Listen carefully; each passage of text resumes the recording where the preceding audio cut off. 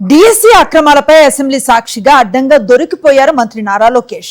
YSR Congress party చేసిన ఆరోపణలకు సమాధానం చెప్పలేక బుక్ అయిపోయారు. తాను బుక్ అవటమే కాదు, ప్రభుత్వాన్ని ఇరికించేశారు. డిఎస్సిలో అక్రమాలు జరిగిన విషయం నారా లోకేష్ ప్రసంగంతో మరోసారి స్పష్టమైంది. స్పోర్ట్స్ కోటా పరీక్ష లేకుండానే టీచర్ ఉద్యోగం ఇచ్చేసినట్లుగా అంగీకరించారు. ప్రముఖ క్రీడాకారిణి పివి సింధుకు వచ్చిన ఉద్యోగంతో స్పోర్ట్స్ కోటా పేరుతో అడ్డ మార్గంలో ఉద్యోగాలను దక్కించుకున్న వారిని పోల్చి నారా లోకేష్ తీవ్ర విమర్శల పాలయ్యారు.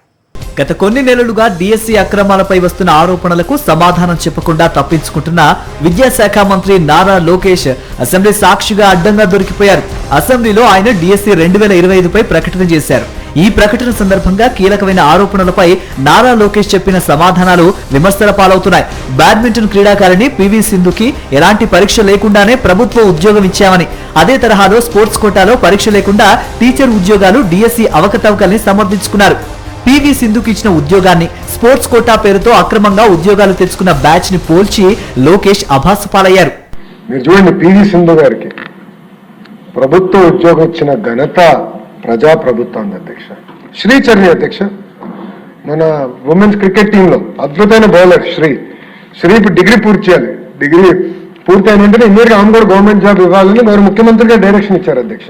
అంటే స్పోర్ట్స్ పర్సన్ కి టెస్ట్ పెట్టాలని లేదు అధ్యక్ష. The idea is to promote sports.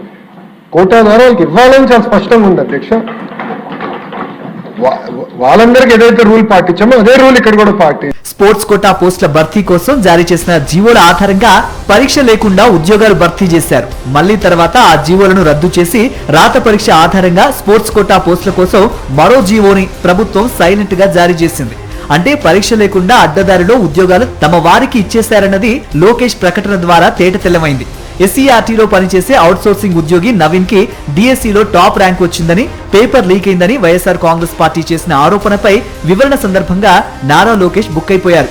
Outsourcing ఉద్యోగి ఎన్ఓసీ తీసుకోలేదని, అందుకే కాల్ లెటర్ పంపలేదని నారా లోకేష్ అసెంబ్లీలో ప్రకటించారు.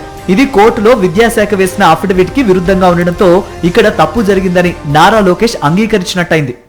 ఉద్యోగస్తుడు ఎవరైతే అవుట్సోర్సింగ్ ఎంప్లాయీ ఉన్నాడో అతను క్వశ్చన్ పేపర్ ప్రిపరేషన్ లో ఉన్నాడు, అతను ఫస్ట్ ర్యాంక్ వచ్చింది అని వాళ్ళు ఆరోపణ చేశారు అధ్యక్ష.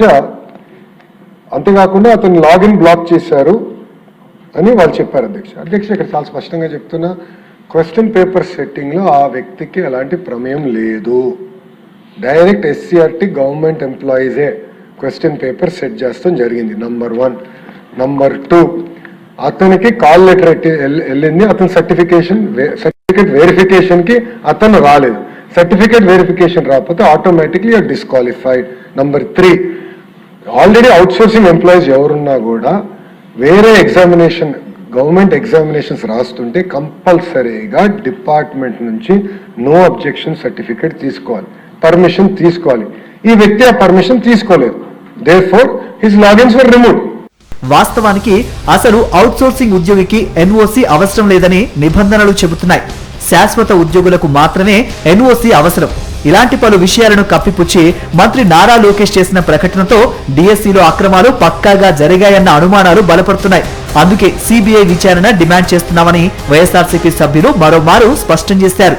వారు చదివినటువంటి స్టేట్మెంట్ లో పివి సింధు గారితో ఇక్కడ ఉన్నటువంటి 384 మంది ఎవరైతే స్పోర్ట్స్ కోటాలో జస్ట్ రకరకాలైనటువంటి ఫేక్ సర్టిఫికేట్స్ ద్వారా వేరు సర్టిఫికేట్స్ తెచ్చుకొని ఒకరు ఉద్యోగం తెచ్చుకోవడం, ఒకే గేమ్కి సంబంధించి ఇద్దరు సర్టిఫికేట్ తెచ్చుకోవడం, ఇలా రకరకాలైనటువంటి ఫేక్ సర్టిఫికేట్స్ మీరు అప్లోడ్ చేసినటువంటి వెబ్సైట్లోనే మీరే ట్యాంపర్ చేసి మేము ఎప్పుడైతే అబ్జెక్ట్ చేస్తా ఉన్నామో వాటిని ట్యాంపర్ చేసుకుంటూ పోతున్నటువంటి ఈ సెలక్షన్స్లో ఉన్నటువంటి క్యాండిడేట్స్ని పివి సింధు గారితో మీరు కంపేర్ చేయడం అన్నది ఒక్కసారి సిగ్గుపడాల్సినటువంటి అంశం అని కూడా తెలియజేస్తా ఉన్నాను. ఇంకొక పాయింట్కి వచ్చేటప్పటికి పివి సింధు గారి ఎగ్జామ్షనల్ కేసెస్లో అంటే ఒక నేషనల్ లెవెల్లో ఆడినటువంటి వాళ్ళు ఈ దేశానికి కానీ ఈ రాష్ట్రానికి కానీ పేరు ప్రతిష్టలు తీసుకొచ్చినటువంటి వారికి ఎగ్జామ్షనల్ కేసెస్ కింద క్యాబినెట్ ఆమోదం పొందిన తర్వాతనే వారికి సరైనటువంటి హోదా కానీ సరైనటువంటి పదవులు కానీ సరైనటువంటి వారికి గుర్తింపునివ్వడం కూడా జరుగుతుంది. అంతేగాని మీలాగా ఎవరో ఒక ఎస్సీఆర్టీ కానీ డిఎస్సి కానీ అన్నింటికి కూడా ఒక ఆఫీసర్నే పెట్టి ఆ ఆఫీసర్ ద్వారానే అన్ని ఎగ్జామ్స్ కంప్లీట్ చేసేసి మీ ఇష్టం వచ్చినటువంటి దొంగ జీవోలు తీసుకొచ్చుకొని ఆ దొంగ జీవోల ద్వారా రిక్రూట్ చేసినటువంటి వాళ్ళందరికీ కూడా ఇలాంటి ఎగ్జామ్షనల్ కేసెస్లో క్యాబినెట్ ఆమోదం ఆమోదంతో జరిగేటువంటి అక్కడ జరిగేటువంటి ఆ నియామకాన్ని మీరు చేస్తున్నటువంటి ఈ నియామకాలతో పోల్చడం అన్నది ఒక్కసారి సిగ్గుపడాల్సినటువంటి అంశం. నారా లోకేష్ సమాధానంతో డిఎస్సిలో అక్రమాలు జరిగిన విషయం అసెంబ్లీ సాక్షిగా మరోమారు తేటతెల్లమైంది. తక్షణమే ప్రభుత్వం డిఎస్సిపై సిబిఐ విచారణ జరపాలని వైఎస్ఆర్ కాంగ్రెస్ పార్టీ డిమాండ్ చేస్తోంది. నారా లోకేష్ రాజీనామా చేయాలన్న డిమాండ్తో రాబోయే రోజుల్లో కూడా శాసన మండలిలో పోరాడతామని ఆ పార్టీ ప్రకటించింది.